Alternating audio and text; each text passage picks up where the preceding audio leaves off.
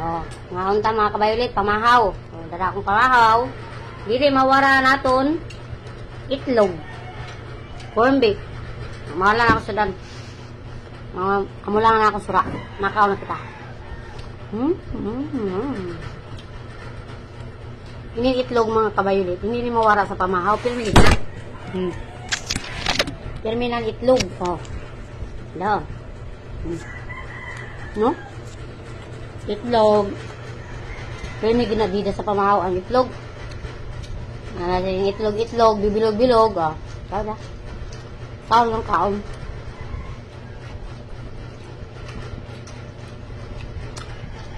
Ayos lang kasi ni. Itlog lang kasi ni mga kabayolit. Manamit man. Manamit man yung itlog. Paborito ko sa yung itlog mga kabayolit tayo. Sunny side up. Hindi ko ganun scramble. Mama? Ganun ko sunny side up. Kami.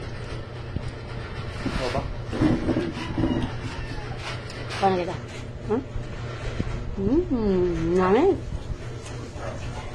Ako mga kabayolit. Ang akong pamahaw. Grabe akong kaon sa pamahaw. Sa alas 12. Bisan din ako mga alas 12. Kaya natuli na. Sa gabi, makaon na ako. Pero jutay na lang.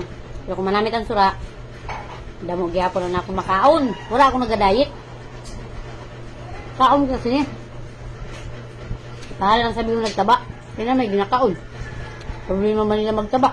Man sila nagapalit sa atong gikaon. O, di ba? Kaon, jud. Pero akong pamahaw, mga kabayolit, ay, grabe na akong pamahaw, gayon. Kaya, important meal ba ang breakfast, di ba? Kaon. Kaya kamo dila, hindi nagapamahaw, pumamahaw kamo. Kamo siya nagapatimi-timi kong pamahaw. Puran gana. Kasi ni grabing gana, basta pamahaw, mga kabayolit. Wala na may bulad, pero nagbulag pa lang ako gahapon mga kabayolit. Ang arap, natong kidney, baya aton himatan. Saan kaya? Kaon mo.